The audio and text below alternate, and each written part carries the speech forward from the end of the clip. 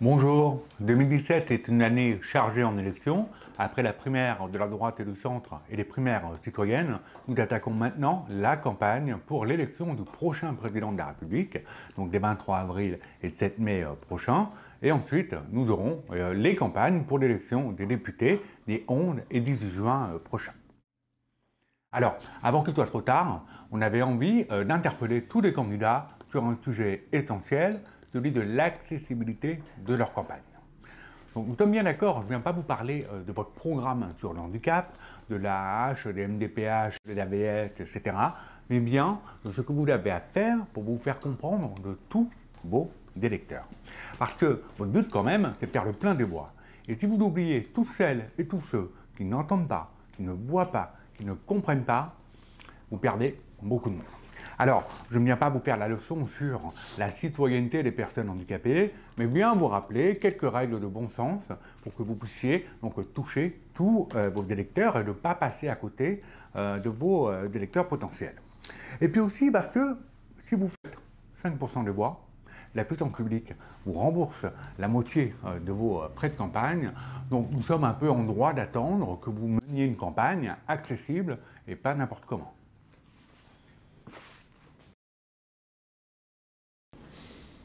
Pour commencer, premier conseil, identifiez bien les cibles de votre stratégie d'accessibilité.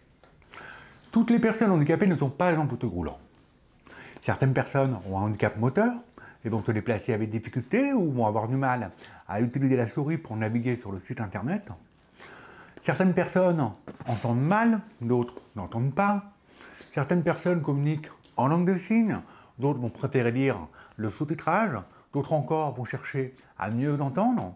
Certaines personnes voient mal, d'autres ne voient pas du tout, et elles ne vont pas s'y prendre toutes de la même manière.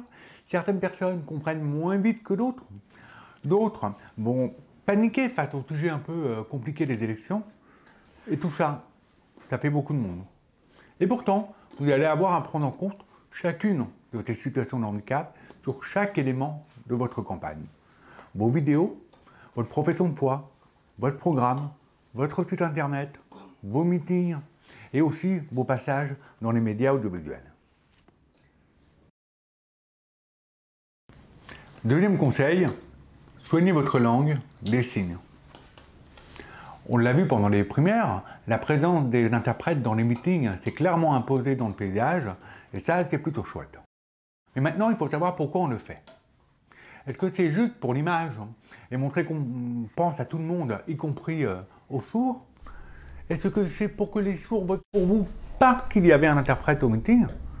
Ou alors plus simplement pour que les sourds comprennent réellement votre message? Si c'est le cas, alors faisons-le bien. À moins d'être vous-même bilingue, vous ne pourrez pas évaluer en amont la capacité d'un interprète à assurer un meeting. Et si vous cherchez à tout prix le moins cher, parce qu'il ne faut pas exagérer non plus, vous prenez le risque de vous retrouver avec quelqu'un qui bouge les mains, sans même vous apercevoir qu'il fait absolument n'importe quoi. Et là, votre image en prend un coup. Donc vraiment, faites d'abord confiance à des professionnels qui vont vous aider sérieusement à sélectionner les bons interprètes. Ensuite, pour un meeting, il vous faudra minimum 2 interprètes pour qu'ils puissent se relayer. Ce n'est pas un caprice, mais juste un souci d'efficacité dans votre intérêt, parce que interpréter un meeting reste un exercice très contraignant. Enfin, si vous payez pour avoir des interprètes, autant qu'on les voit. Que ce soit sur place, au meeting ou sur votre live vidéo, on a remarqué cette tendance qu'on avait à mettre des interprètes sur le côté ou dans un coin, parce qu'il ne faudrait quand même pas qu'ils dérangent non plus. Mais si c'est pour qu'ils soient invisibles, bousculés par les photographes, cachés par les premières rangées, c'est pas la peine. Ensuite, rien ne vous empêche d'avoir l'interprète à vos côtés, d'autres l'ont fait, et c'est plutôt pas mal. Après, si vous privilégiez le live vidéo, c'est la vidéo qu'il faut soigner. Donc, oubliez le médaillon en forme d'œuf, comme sur France 3, c'est moche, c'est ringard, c'est petit, et en plus, c'est contraire aux recommandations du Conseil supérieur de l'audiovisuel. Donc, vous voyez bien avec votre réal, bien en amont du meeting, comment composer une belle image finale avec un interprète bien visible, avec un fond, avec une bonne lumière et surtout à la bonne taille.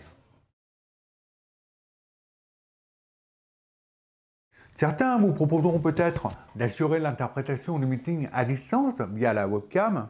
Vraiment, vous pouvez laisser tomber, parce que vous risquez de vous retrouver avec des interprètes et des gros écouteurs sur les oreilles, et ça sera pas super top pour l'image. Ah oui, alors, autre chose, tout le monde ne sait pas enlever les petits cœurs et les pouces levés sur Facebook, qui passent en bas de la vidéo. Donc si l'interprète est vraiment trop bas sur l'image, là on risque de ne pas le voir du tout. Et tout ça, c'est valable pour toutes les vidéos, meeting ou pas, et en particulier les vidéos que vous postez sur les réseaux sociaux. Après, vous pouvez toujours faire le choix de l'audace en ayant une équipe d'interprètes en permanence à vos côtés pour pouvoir rendre accessibles toutes vos interventions, même en dehors des meetings. Ce qui vous permettrait d'échanger directement avec des lecteurs qui communiquent en langue des signes, mais aussi de répondre à des interviews de journalistes sourds, mais oui, ça existe, mais aussi de permettre à des militants sourds qui souhaitent participer à votre campagne, eh bien, d'intégrer votre équipe sans difficulté. Ça vous permet aussi, pendant vos passages dans les médias audiovisuels, d'avoir, quand il le faut, un interprète, au cas où la chaîne n'aurait pas fait le nécessaire, parce que vous l'avez compris, pour le moment, on ne peut pas encore trop compter sur les médias audiovisuels pour être pleinement accessible. Alors, le budget d'un candidat aux législatives, évidemment, n'a rien à voir avec celui d'un candidat à la présidentielle, donc on peut comprendre qu'il ne puisse pas tout se permettre, mais on peut imaginer, par exemple, que les candidats d'un même parti politique, qui sont candidats dans le même département, mais on peut imaginer qu'ils puissent mutualiser leurs ressources, par exemple avec les mêmes interprètes sur un meeting qu'ils vont organiser en commun. Il y a toujours des solutions. Troisième conseil, sous-titrez toutes vos vidéos. Je dis bien toutes vos vidéos. Pas seulement pour les sourds qui ne connaissent pas la langue des signes, et ils sont nombreux, mais bien pour tout le monde. Certains l'ont déjà compris d'ailleurs, quand une vidéo est sous-titrée, elle est bien plus virale et elle touche beaucoup plus du monde, parce qu'on peut la regarder sans le son, ou parce qu'on est dans un endroit où il y a du bruit autour de nous. C'est une tendance qui se confirme, mais là encore, il faut le faire correctement. Tant faute d'orthographe, ça va de soi, mais avec un fond pour qu'il y ait un minimum de contraste et pour que le sous-titrage reste visible et confortable. Des professionnels peuvent vous aider. Le sous-titrage automatique sur YouTube, vous pouvez oublier. Si vous tenez absolument à utiliser une solution de reconnaissance vocale parce que ça va plus vite ou parce que c'est moins cher, là c'est vraiment à vos risques et périls. Quand vous rediffusez des passages de vos interventions télévisées, pensez aussi à les sous-titrer parce que les chaînes ne vont pas le faire pour vous. Pour ce qui est du direct, par exemple pour vos réunions publiques, là, ce n'est pas la même chose. Aujourd'hui, la solution la plus fiable reste la vélotypie. Donc la vélotypie, c'est une technique de sous-titrage performante qui vous permet d'afficher en temps réel ce que vous dites. Donc ce sont des professionnels, les vélotypistes, qui utilisent un clavier spécifique, le vélotype, et qui permet un affichage fluide de sous-titrage, que ce soit sur les écrans de vos meetings ou sur un bandeau en bas du live vidéo que vous diffusez sur les réseaux sociaux. Donc là, c'est un peu comme pour l'interprétation en langue des signes. Il faut faire en sorte que le sous-titrage ne soit pas trop bas. Sinon, pendant les meetings, tous ceux qui vont se mettre debout, les photographes, etc., ils vont cacher le sous-titrage. Et ça sera pareil sur Facebook, avec les petits cœurs et les pouces levés qui vont venir danser en bas de l'écran et qui vont empêcher de lire le sous-titrage correctement. Méfiez-vous, des prestataires ne vont pas hésiter à vous dire qu'ils font de la vélotypie sans que ce soit l'authentique. Donc, il y a bien d'autres techniques de sous-titrage simultané, mais on ne va pas vous les recommander pour vos meetings si vous voulez éviter que votre discours soit complètement massacré.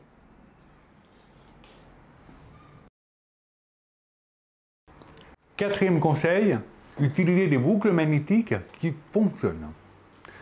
La boucle magnétique, c'est une installation qui permet aux personnes qui sont appareillées de recevoir le son de la sono de votre meeting directement dans leurs appareils auditifs. C'est quelque chose que vous avez peut-être déjà vu au guichet du métro ou de la SNCF, avec un petit micro, la lettre T et à côté une oreille barrée. Eh bien en fait, c'est un câble qui fait le tour de la surface où se trouve le public et qui est relié à la sono et qui va envoyer le son directement dans les appareils. Donc ça va enlever toute la distance, ça va enlever tous les bruits, tout ce qui va gêner la personne avec cet appareil et qui va lui permettre donc d'entendre dans les meilleures conditions possibles votre discours. Alors c'est la solution idéale pour un très grand nombre de personnes, mais quand la boucle fonctionne. Je dis bien quand elle fonctionne, car là encore, c'est un sujet de professionnel. Il faut savoir régler la boucle et surtout la tester et enfin pouvoir intervenir immédiatement dès qu'il y a un dysfonctionnement. Malheureusement, beaucoup de prestataires se contentent de livrer la boucle magnétique sans garantir l'efficacité de l'installation. Alors certains vont même vous proposer des systèmes individuels avec des tours de cou. Bon, ça c'est vraiment moyen. C'est stigmatisant. Ça suppose que les personnes concernées viennent demander leur tour de cou à l'entrée du meeting et beaucoup malheureusement vont renoncer. Parce qu'on est encore dans un pays où on a un peu honte de dire qu'on est malentendant.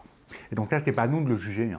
Donc on va privilégier l'installation d'une véritable boucle magnétique sur la surface la plus grande, même si ça coûte plus cher, parce que ça va éviter là aussi d'avoir une zone réservée qui va stigmatiser.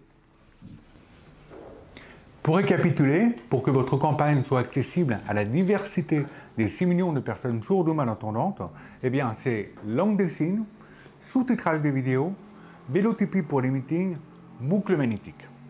Donc ce sont les 4, pas l'un plus que l'autre, mais les 4 qui sont complémentaires.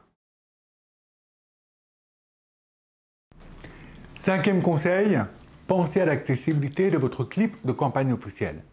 Vous savez, les spots qui passent sur France 2 et France 3 super tard, que tout le monde regarde. Mais bon, là, c'est l'État qui rince et c'est le CSA qui fixe les règles de production. Et tous les candidats sont à égalité. Alors, votre clip, il va être audio décrit pour les diffusions sur France 2. C'est-à-dire que les personnes aveugles vont pouvoir activer une bande son qui va leur donner une description audio de votre clip. Il sera également sous-titré, et là vous n'avez rien à faire, c'est prévu par la production. Mais en revanche, si vous voulez qu'il soit aussi accessible en langue des signes, c'est à vous de le dire. Vous ne payez rien, mais il faut penser à le demander dès le début.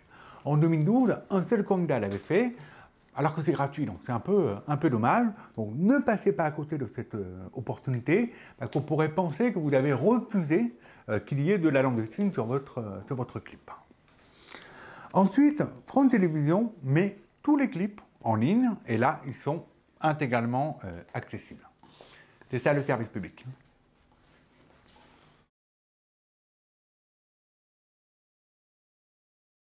Sixième conseil, faites-vous comprendre de tout le monde.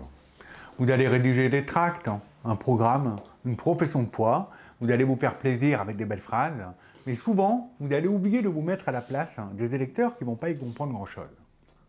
Alors, grâce à des personnes qui sont handicapées intellectuelles, et elles sont nombreuses, et elles votent, ou grâce à des personnes qui sont plutôt en difficulté avec la langue française, des techniques ont été développées pour rendre vos contenus accessibles. On parle là de facile à lire et à comprendre, ou encore de français pour tous.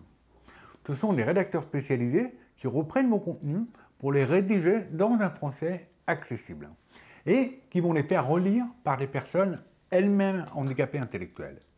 Si elles comprennent, c'est là que tout le monde comprendra. Alors, là c'est pareil, c'est un travail de professionnel, mais il faut y penser dès le début de la campagne, parce que ça ne se fait pas en 24 heures.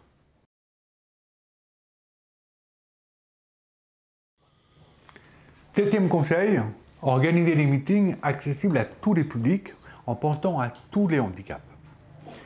Donc là, on va vous recommander de prévoir un accueil dédié à vos militants qui ont un handicap, mais vraiment n'importe quel handicap, des personnes qui sont en fauteuil, des personnes qui ne peuvent pas rester debout, des personnes qui ne voient pas, etc.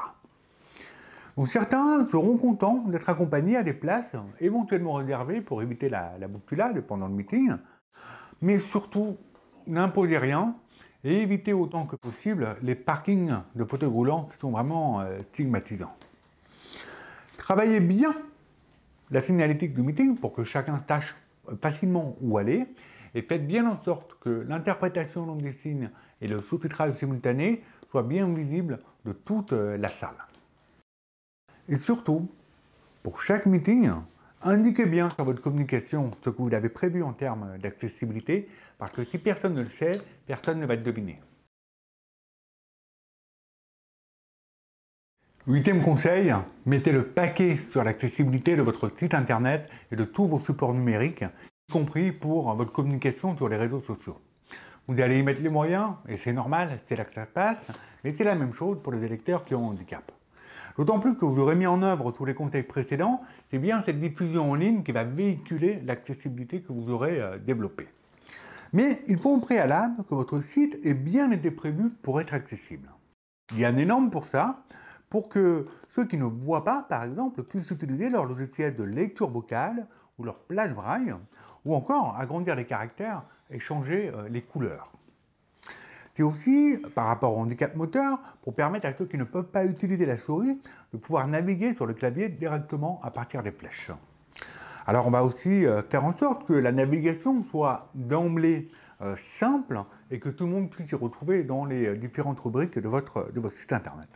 Donc oui, c'est assez technique, mais en fait, ça ne va pas changer l'apparence de votre site. Au contraire, ça va le rendre plus efficace et ça va renforcer son référencement.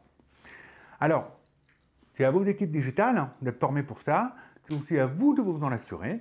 Mais vous pouvez aussi vous faire accompagner par des professionnels et faire évaluer votre site par un panel. Là encore, ne vous y prenez pas trop tard. C'est vraiment au début que vous devez y penser. Voilà, je vous ai tout dit, enfin l'essentiel. Je vous assure que je n'ai rien inventé. Tout ça est déjà écrit dans des guides. Il y a même un rapport parlementaire qui a été consacré au sujet. Des mementos ont été rédigés avec la participation des associations. Ils sont mis à jour pour chaque élection et on les trouve en général sur le site internet du ministère de l'Intérieur. Et vous verrez tout ce que vous allez faire pour l'accessibilité. En fait, ça va servir à tout le monde. Donc, merci et bonne campagne.